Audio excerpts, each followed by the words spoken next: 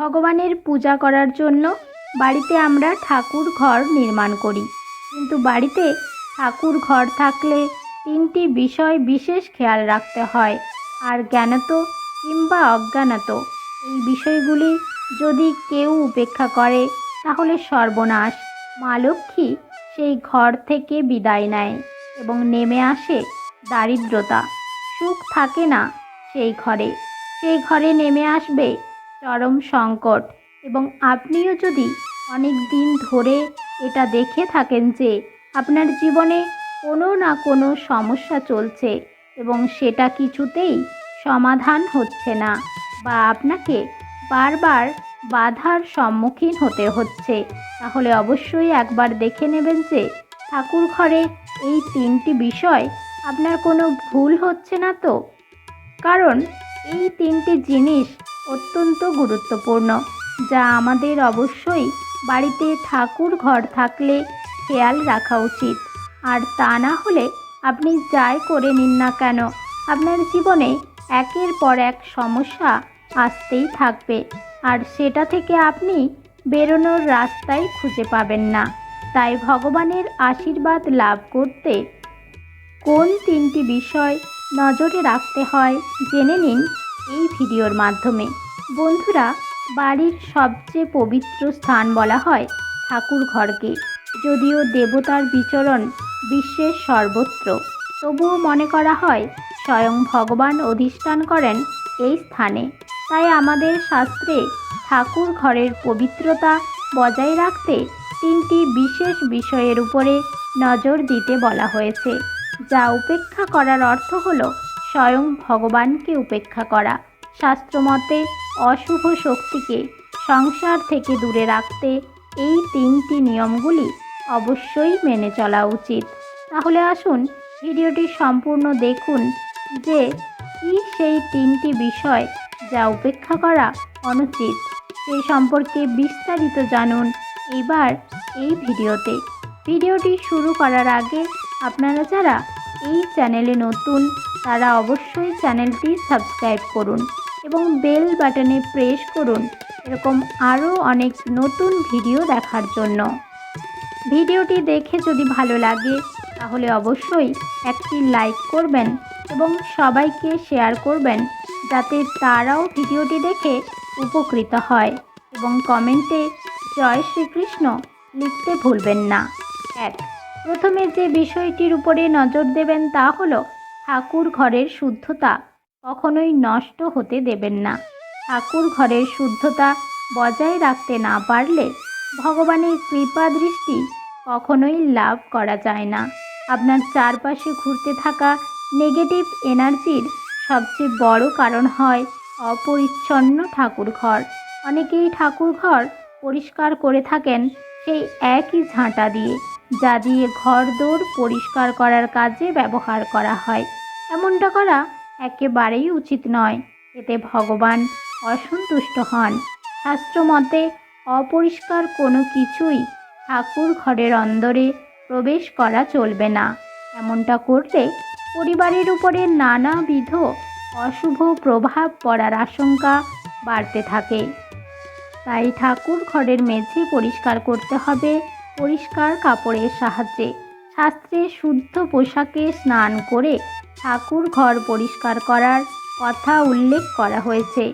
আরও একটি জিনিস মাথায় রাখা জরুরি যে প্রতিদিন পরিষ্কার জামা কাপড় পরাতে হবে ঠাকুরকে। নিয়মিত এমনটা করলে দেখবেন গৃহস্থের সব থেকে পবিত্রতম জায়গাটি পরিষ্কার তো হবেই, সেই সঙ্গে পবিত্রতাও বজায় থাকবে। ঠাকুর ঘরে মৃত ব্যক্তির ছবি বা হিংস্র ছবি রাখা অশুভ। আর যে বাড়ির ঠাকুর ঘর অন্ধকার থাকে সেখানে বাড়িতে নেগেটিভ শক্তি বিরাজ করে। তাই সূর্যাস্তের পরেও ঠাকুর ঘরে যাতে ভালোভাবে আলোকিত থাকে তা নিশ্চিন্ত করুন। পর্যাপ্তভাবে আলোকিত করতে ঠাকুর ঘরে একটা আলো ও একটি বাতি জ্বালান, নইলে সাংসারিক অশান্তির শিকার হতে হবে। দ্বিতীয়ত, বাড়ির খারাপ পরিবেশ আপনাকে খুব অসুখী করে তুলতে পারে। হিন্দু ধর্মে সুখ, সম্পদ ও সমৃদ্ধির অধিষ্ঠাত্রী দেবী হলেন মা লক্ষ্মী। যে বাড়িতে তার বাস সেই পরিবারের শ্রীবৃদ্ধি হতে থাকে ক্রমাগত। কিন্তু দেবী হলেন চঞ্চলা। সংসারের কোনো কিছু পছন্দ না হলেই সেই পরিবার থেকে বিদায় নেন। আর লক্ষ্মী বিদায় নিলে অশান্তি ও আর্থিক সংকটের জোরবার হয় সেই সংসার। সেই সঙ্গে ভগবান নারায়ণের আশীর্বাদ কখনোই লাভ করা যায় না। তাই বাড়িতে ঠাকুর ঘর থাকলে এই কাজগুলো থেকে চিরতরে বিরত থাকুন। সূর্যাস্ত অর্থাৎ সন্ধ্যা আরতির পর যারা ঘুম থেকে ওঠে সেই সংসারে মা লক্ষ্মীর আশীর্বাদ পড়ে না।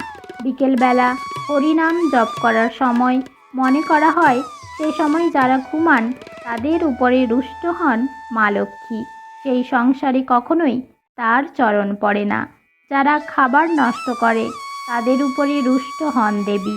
মনে রাখবেন, খাবার নষ্ট করা অন্নপূর্ণাকে অপমান করা হয়। সেই সংসারে দারিদ্র্য ও অন্নভাব গ্রাস করে। সেই বাড়ির ঠাকুর ঘরের পবিত্রতা নষ্ট হয়।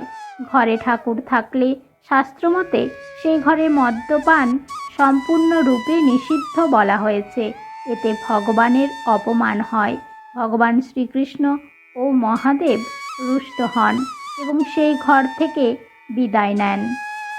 ভগবানের আরাধনায় ত্রুটি আপনার সকল দুঃখের কারণ। অনেকেই অনিচ্ছাকৃত নিয়ম রক্ষার্থে ঠাকুর ঘরে গিয়ে পূজা করেন। এতে ফল খুব খারাপ হয়। যে বাড়িতে অনিচ্ছাকৃত অনিয়মিত পূজা করা হয় সেই বাড়ির উপরে ভগবান কখনোই কৃপা করেন না। আমিষ আহার গ্রহণ করার পর যারা স্নান করে সন্ধ্যা আরতি করেন শাস্ত্রমতে তারা অধর্মী। মহাদেবের ক্রোধের কারণে এদের জীবনে দুঃখে ভরে ওঠে। শনির দৃষ্টি সাংসারিক জীবন কষ্টকর করে তোলে। শাস্ত্রমতে ভগবানের পূজা করার সময় ক্রোধ বা লোভ করা নিষিদ্ধ। ঠাকুর ঘরে ঠাকুরের মূর্তির পাশে সবসময় গীতা রাখবেন। এতে মন শান্ত হয়। অশান্ত মন পূজার যোগ্য নয়। পবিত্র মনে ঠাকুরের আরাধনা করতে ভগবত চিন্তায় মনকে উৎসর্গ করুন। এতে সকল দেবদেবীর আশীর্বাদ লাভ করবেন।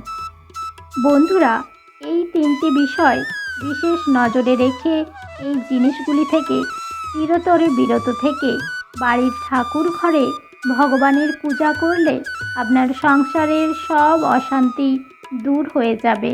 কারণ এই নিয়মগুলো মেনে পূজা করলে তবেই পূজা সম্পূর্ণ হয় এবং পূজার শুভ ফল আপনি লাভ করতে পারেন। নিয়মগুলি পালন করলে কর্মক্ষেত্রে উন্নতি ঘটবে এবং আপনার ধন লাভ হবে।